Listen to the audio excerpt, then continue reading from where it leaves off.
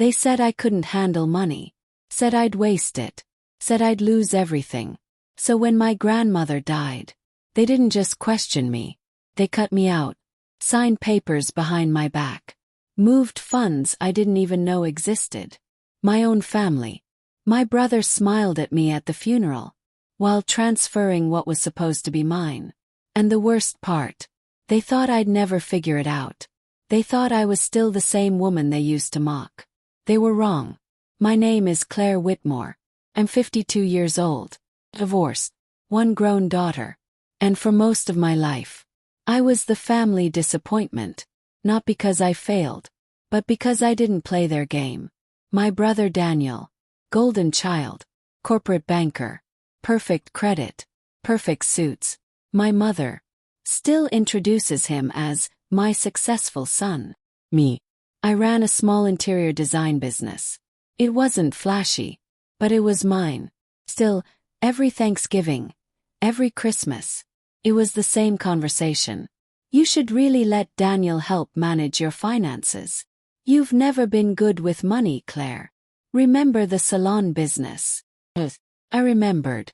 I also remembered that I started that salon after my divorce, with no support, and no safety net. Failed. But they never let me forget it. Not once. The only person who saw me differently was my grandmother, Evelyn Whitmore.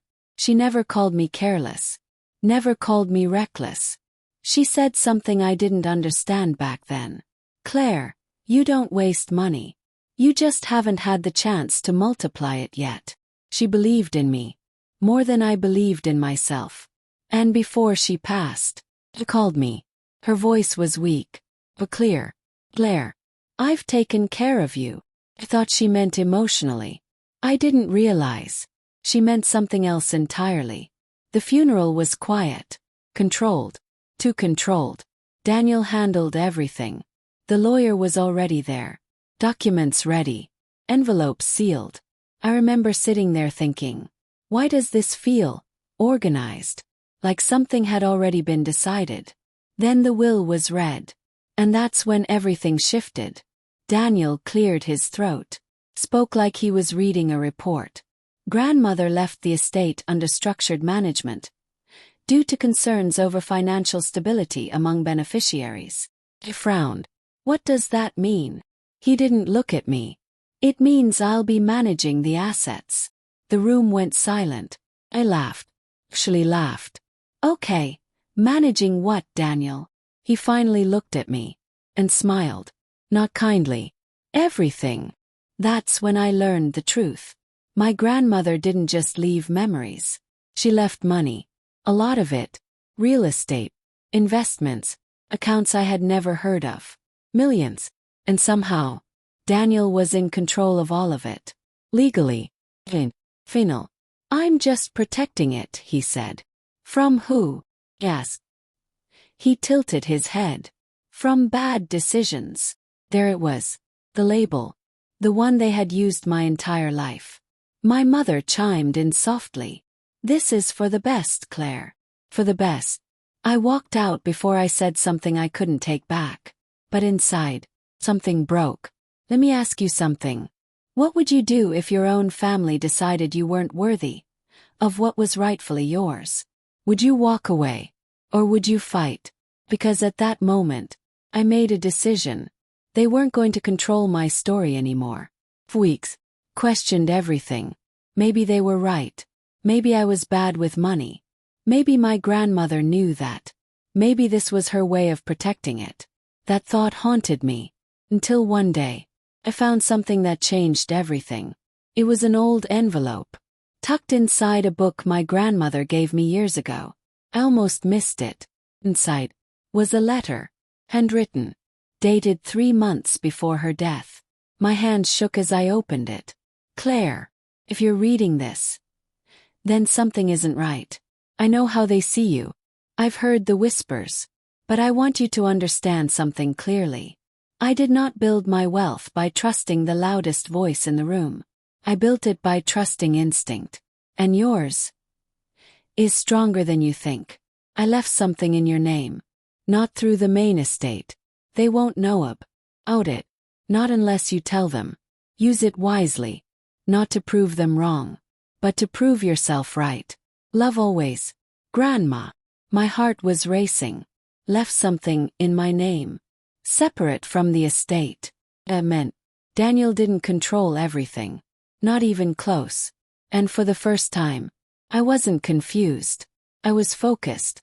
Hired a lawyer. Not Daniel's lawyer. My own. Quiet. Dark. Experienced. We started digging. And what we found changed the game completely. My grandmother had set up a private trust. My name, years ago, had been growing. Silently. Invested in things Daniel didn't even know existed. By the time we uncovered it, it was worth more than the estate he controlled. Let that sink in. The woman they called bad with money was sitting on a larger inheritance than the golden child. And he had no idea. I didn't rush. I didn't confront. I watched. I learned. Built. I used that trust to invest. Carefully. Strategically. And within a year, I doubled it. Not luck. Not accident. Instinct.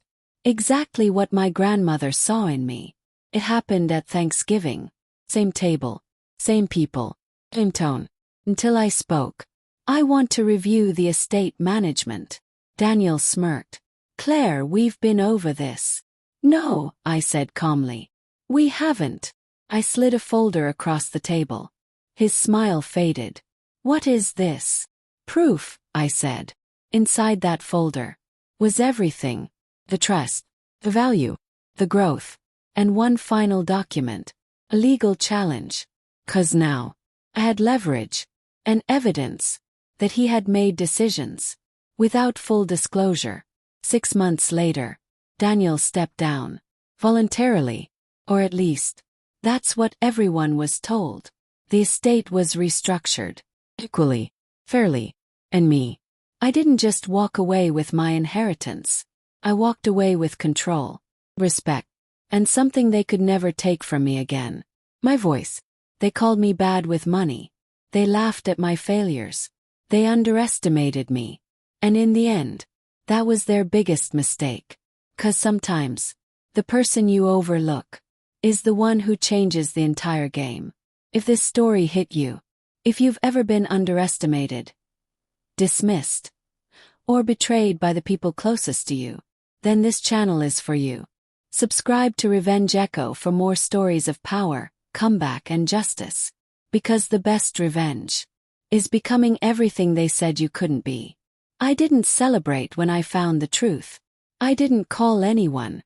Didn't confront Daniel. Didn't even tell my daughter. Because this wasn't just about money anymore. This was about control. And for the first time in my life, had it. Something changed in me after reading that letter. I stopped reacting. Stopped explaining myself. Stopped trying to be understood. And started observing. Every call. Every email. Every financial move Daniel made. I watched him the way he had watched me my entire life. Quietly. Carefully. Strategically. First, everything looked clean. Organized. Professional. Exactly what you'd expect from the responsible one. But then, tiny cracks started to show. Transfers that didn't align. Fees that seemed inflated. Properties being reevaluated at convenient times. It wasn't obvious. Not enough to accuse. But enough to question. My lawyer sat across from me one afternoon. Hands folded. Steady. You need to understand something, Claire. If we go after him, this becomes a war. He nodded. I know. She leaned forward. He's not going to fold easily. People like your brother don't lose gracefully. Smiled. I'm not asking him to lose. Pause. I'm giving him the chance to expose himself. Weeks turned into months, and I stayed patient. That was new for me. The old Claire would have exploded. Demanded answers. Cried. Argued. Defended herself. But this version, she waited. And while I waited, built. I expanded my business. Quietly. No announcements. No family updates. Just results. I started working with higher-end clients. learned new markets, studied investments, real estate, short-term rentals, interior flipping. I made mistakes, but this time, I learned from them. And the money from my grandmother's trust. I didn't touch it emotionally. I treated it like a tool, not a lifeline. One night my daughter asked me something that stuck. "Mom, why didn't you ever tell them to stop?" I looked at her. Really looked at her. Because I believed them. The room went quiet. But I don't anymore. Let me ask you something. Have you ever outgrown a version of yourself? But the people around you refuse to see it. That feeling of being trapped in someone else's opinion of you can either break you or sharpen you. For me, became fuel. By month 4, we had enough. Not a smoking gun, but a pattern. And patterns win cases. My lawyer began compiling everything. Timelines, transactions, decision trails. It was starting to look less like management and more like manipulation. Then something unexpected happened. My mother called me. Out of the blue. "Claire, your brother says you've been asking questions." Smiled. Course he noticed. "I've been reviewing things," I said calmly. You don't need to worry about that. Daniel has everything under control." There it was again. That same script. Different day. But this time, I didn't argue. "I'm sure he does," I said. And hung up. 2 days later, Daniel called. First time in months. "Claire, what are you doing?" His tone was tight, controlled, but underneath, panic. "I'm learning," I said. "That's new," he replied quickly. Smiled. He hadn't changed. Still dismissive. Still arrogant. Still underestimating me. "But maybe," I said. "Or maybe you just never noticed before."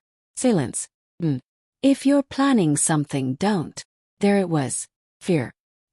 Here's what I realized in that moment. People who rely on control start to unravel when they feel it slipping. And Daniel, he was starting to unravel. Within weeks, his decisions got sloppy, more aggressive, more defensive.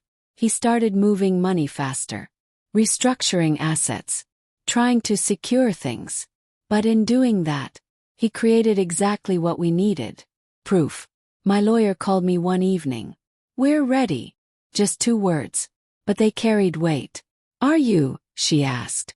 I looked around my house. Quiet. Peaceful. Different. "Yes," I said. "I am." The legal notice was sent on a Monday morning. Clean. Precise. Unemotional. Requesting full transparency. Full audit. Full accountability. And when Daniel received it, everything changed. He showed up at my door that night. Unannounced. Furious. "You've lost your mind." I opened the door slowly. "No," I said. "I finally found it." He stepped inside without asking. "You think you understand finance now? You think you can challenge me?"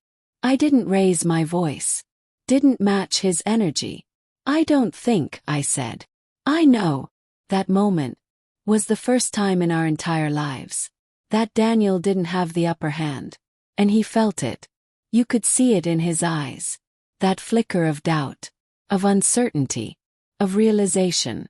"You were always reckless, Claire," he snapped. "Always emotional." I nodded slowly. "I was." He blinked. That wasn't the response he expected. "But I'm not anymore." After he left, I stood there for a long time. Not shaking.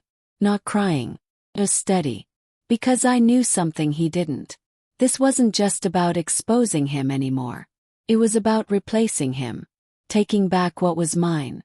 Fully. Legally. Completely. Now, everything comes out. The truth. The lies.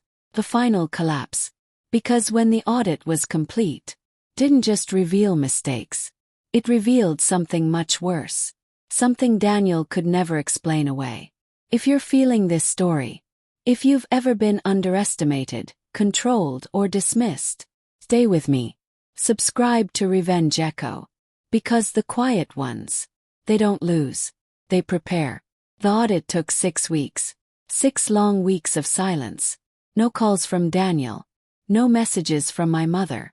No family updates. Just quiet. But it wasn't peaceful. It was the kind of silence that comes before something breaks. And when the report finally came in, it didn't just confirm suspicions. It exposed everything. My lawyer didn't send it by email. She asked me to come in. That told me enough. I sat across from her. The same chair. The same calm office. But this time, the air felt heavier. She slid the folder toward me.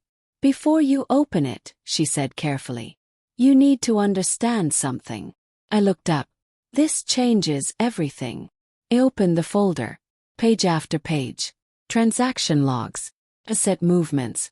Hidden fees. And then, the line that stopped me cold. Unauthorized reallocation of estate funds. Not a mistake. Not mismanagement. Unauthorized. Illegal. I looked up slowly. "He moved money," I said. My voice didn't shake. "He moved money that wasn't his to move." My lawyer nodded once. "Yes. But that wasn't the worst part. Not even close." "There's more," she said. And turned the page. Daniel hadn't just moved money. He had redirected funds. Into accounts tied to his own private ventures. Businesses I had never heard of. Investments that benefited him. Not the estate. Not the family.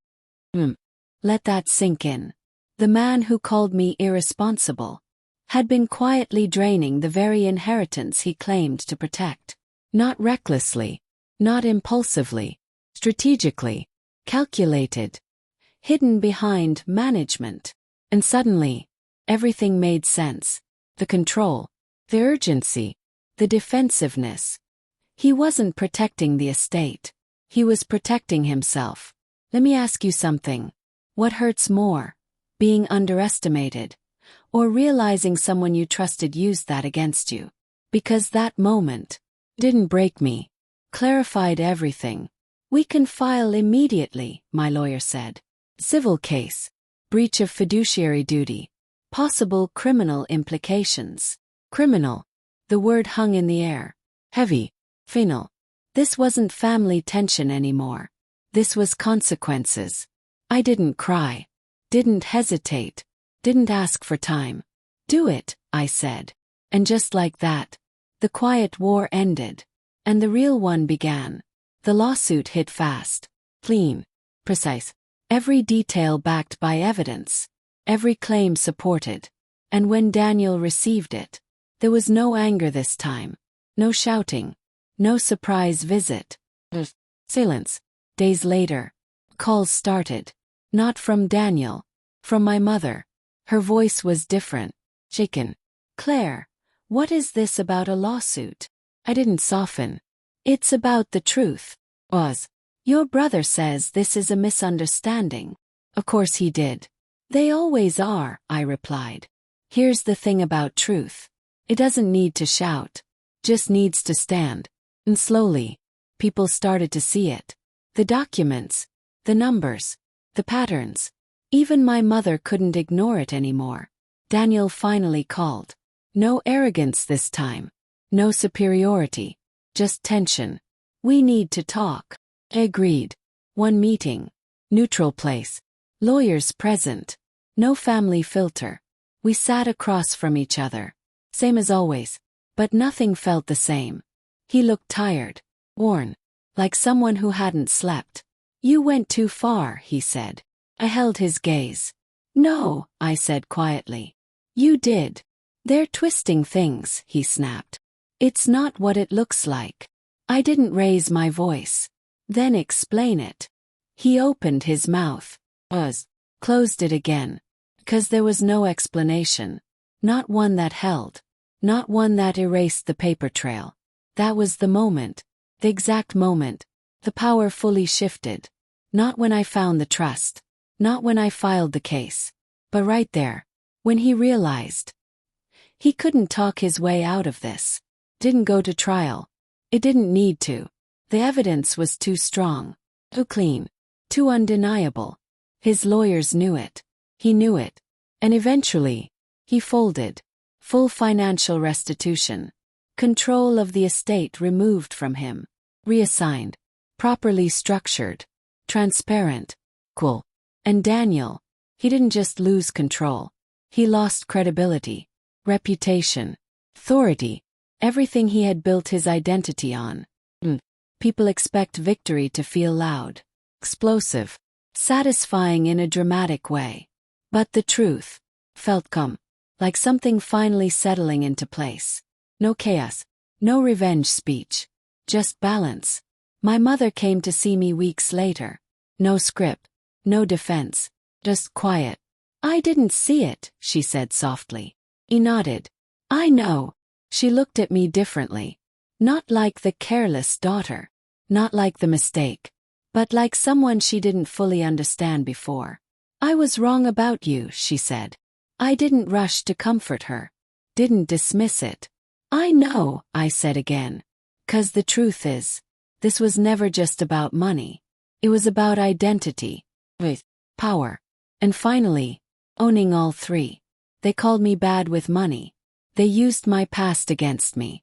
They built a narrative I almost believed. But in the end, the numbers told a different story.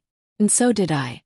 If this story stayed with you, if you've ever been underestimated, overlooked, or controlled by people who thought they knew your limits, then you already understand the lesson.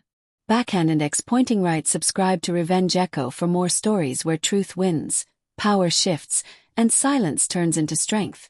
Because the most dangerous comeback is the one no one sees coming. Thanking you for watching Revenge Echo channel. Like, subscribe and comment where you are watching from.